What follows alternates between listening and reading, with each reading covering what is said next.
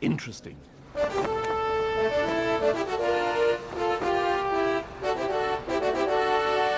Richard II was a hated tyrant justly deposed by Henry IV. Well, that's what I was taught. Not only bad, but mad. Treacherous, vindictive, megalomaniac, and vain. The first English monarch to commission a realistic portrait of himself.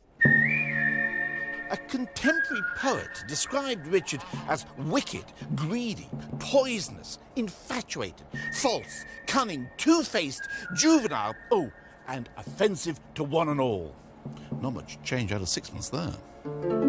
In 1397, he exiled the Duke of Warwick, executed the Earl of Arundel, and had the Duke of Gloucester murdered. What on earth, I can hear you ask, could possibly be said in defence of a monster like Richard?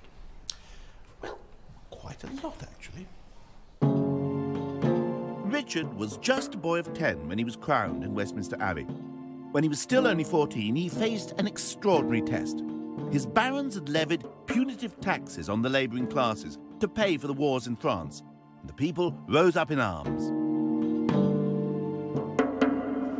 The climax of the revolt came when thousands and thousands of peasants confronted the young king at Smithfield. The mayor of London suddenly turned on the peasants' leader, Wat Tyler, and killed him. Taking his life into his hands, the 14-year-old Richard rode forward, shouting, "I am your king, your leader, and your chief." He then issued pardons to everyone because, according to one chronicler, of his abhorrence for the shedding of civil blood. Doesn't sound cowardly or vindictive to me. After the peasants' revolt, Richard determined to end the war with France that had been lining the pockets of the barons while ruining the rest of the country. Doesn't sound very wicked or greedy. So, was Richard a vain megalomaniac? Well, he certainly made everybody call him Your Majesty, and he insisted on everyone bowing the knee.